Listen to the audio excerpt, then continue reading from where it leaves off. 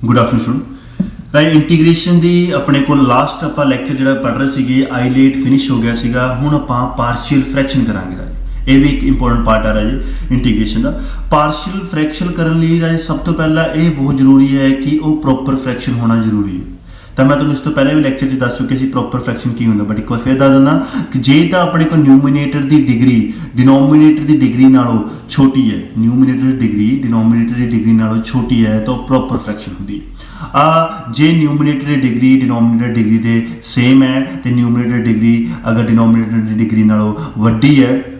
न्यूमीनेटर degree denominator degree नालों वड्डी है तो इम्प्रॉपर फ्रैक्शन होगा पहले ये गल क्लीयर हुई कि प्रॉपर तो इम्प्रॉपर की होंदा है प्रॉपर फ्रैक्शन की होंदा है जिहदे न्यूमीनेटर की डिग्री छोटी होंदी है एज कंपेयर टू किहदे नालों डिनोमीनेटर दे नालों तो इम्प्रॉपर की होंदा है जिहदे न्यूमीनेटर की डिग्री डिनोमीनेटर दे या डिग्री दे इक्वल होवे या न्यूमीनेटर डिग्री डिनोमीनेटर डिग्री नालों वड्डी होवे तो इम्प्रॉपर फ्रैक्शन होंदी है इम्प्रॉपर नूं आपां पहलां प्रॉपर च कन्वर्ट करते हैं एंड दैन पार्शियल फ्रैक्शन लावांगे चलो सब तो पहला टाइप फर्स्ट ये भी टाइप फर्स्ट है कि when denominator is express as a product of distinct linear factor अगर पहले तो चेक करो कि पार्शियल फ्रैक्शन लानी है पहले ये चेक करो रहे कि अपने को ये प्रॉपर है या इम्प्रॉपर तो उपर डिग्री 1 है जिन्होंने मल्टीप्लाई करावांगे डिग्री 2 है तो ये प्रॉपर फ्रैक्शन है इस तो बाद ये डिनोमीनेटर जो है कि फॉर्म च एक्सप्रैस किया हो लीनियर फैक्टर की फॉर्म के डिस्टिंक्ट ये भी लीनियर फैक्टर है ये भी लीनियर फैक्टर पर दोनों की ने अलग ने तो इतने पार्शियल फ्रैक्शन किमें लावांगे इन्हें राइट डाउन किमें करना है let x minus 1 upon x plus 1 into x minus 2 लिखिया a अपॉन आह लिखना है b अपॉन आह लिखना रही अगर तीजा लीनियर फैक्टर होंदा तो मैं प्लस c अपॉन ओ लिखदा पहला स्टेप क्लीयर होया कि जो अपने को इस टाइप की गल है इस टाइप की टाइप हो तो अपने उन्होंने पार्शियल फ्रैक्शन किमें रिजोल्व करना है a upon plus b upon फिर की करना रहे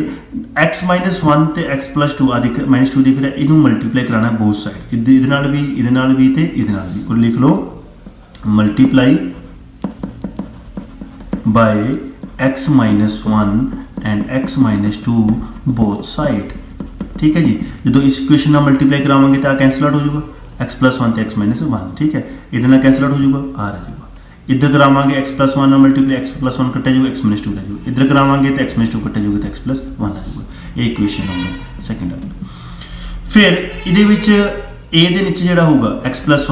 plus 1 ਤੇ x minus 2 ਉਹਨੂੰ 0 ਦੇ ਇੱਕੋ ਰੱਖਾਂਗੇ ਪਹਿਲਾਂ ਤਾਂ ਜਿਵੇਂ ਦੇਖੋ ਇਹਨਾਂ ਨੇ x minus 2 ਨੂੰ 0 ਦੇ ਇੱਕੋ ਰੱਖਿਆ x ਦੀ ਵੈਲਿਊ 2 ਆਈ ਉਹ ਉਰੇ ਪੁੱਟ ਕੀਤੀ ਤਾਂ ਉਰੇ ਪੁੱਟ ਕਰਨ ਨਾਲ ਕਿਸੇ ਇੱਕ ਕਨਸਟੈਂਟ ਦੀ ਵੈਲਿਊ ਆ ਜਾਇਆ ਕਰੇਗੀ ਹਮੇਸ਼ਾ b ਦੀ ਵੈਲਿਊ ਆ ਗਈ ਫਿਰ x plus 1 ਨੂੰ 0 ਦੇ ਇੱਕੋ ਰੱਖਿਆ x ਦੀ ਵੈਲਿਊ ਕਿੰਨੀ ਆ ਗਈ -1 ਇਸ ਪੂਰੀ ਇਕੁਏਸ਼ਨ 'ਚ ਉਹ ਵੈਲਿਊ ਉਰੇ ਪੁੱਟ ਕੀਤੀ ਫਿਰ ਤੁਹਾਡੇ ਕੋਲ ਇਹ ਆ ਗਈ ਜਦੋਂ a ਤੇ b ਦੀ ਵੈਲਿਊ ਆ ਗਈ ਉਹ ਉਰੇ ਤੁਸੀਂ ਸਬਸਟੀਟਿਊਟ ਕਰ ਦੇਣਾ ਸਬਸਟੀਟਿਊਟ ਕਰਤੀ ਉਰੇ ਐਂਡ ਦੈਨ ਉਸ ਤੋਂ ਬਾਅਦ ਇੰਟੀਗ੍ਰੇਸ਼ਨ ਪਾ ਦੇਣੀ ਹੈ ਤਾਂ ਉਸ ਤੋਂ ਬਾਅਦ ਕੀ ਕਰਨਾ ਆਪਣੇ ਕੋਲ इंटीग्रेशन ਤਾਂ ਆਪਣੇ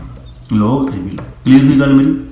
कि पार्शियल फ्रैक्शन किमें लानी है चलो एक टाइप फोर्थ हम ट्राई करते हैं जिमें देखो 2x माइनस 1 है x minus 1 x plus 2 x plus 3 तो ऊपर देख रहे हैं x डिग्री 1 है जो नीचे मल्टीप्लाई करेंगे x डिग्री 3 है तो ये प्रॉपर फ्रैक्शन है हम इतने पार्शियल लाने पार्शियल में दसो जी किमें a अपॉन b आ 3 ने तो c फिर वही multiply by x minus 1 x plus 2 x minus 3 both side इधर मल्टीप्लाई करावांगे आ कैंसल आउट हो जाएगा इधर मल्टीप्लाई करावांगे x माइनस 1 कैंसल आउट हो जाएगी जी दो टर्म रह जाएगी वो लिख लाँगे इधर x प्लस 2 कैंसल आउट हो जाएगी इधर x माइनस 3 कैंसल आउट होगा जो बचेगा वो लिख लिया फिर वही एक बार अपने को ए के नीचे वाला डिनोमीनेटर x माइनस 1 उन्होंने 0 देखो रख लो एक बार x प्लस 2 उन्होंने 0 देखो रख लो एक बार c के नीचे x माइनस 3 देखो 0 रख लो तो अपने को a b c की वैल्यू साझा कर लेंगे ਉਹ ए बी सी की वैल्यू उरे की कर देनी है पुट आ करती है तुसी पुट फिर एंड के की पा देना इंटीग्रेशन तो आ पार्शियल फ्रैक्शन की टाइप क्लीयर हुई कि जो अपने को पहले तो पार्शियल फ्रैक्शन की कंडीशन ये है कि वो प्रॉपर फ्रैक्शन होना चाहिए उस तो बाद जो लीनियर फैक्टर अपने को डिनोमीनेटर लीनियर फैक्टर डिफरेंट ने तो वो पार्शियल फ्रैक्शन किमें तोड़नी है a upon plus b upon जिन्ने भी ने जो c ने तो 3 ने तो c अपॉन फिर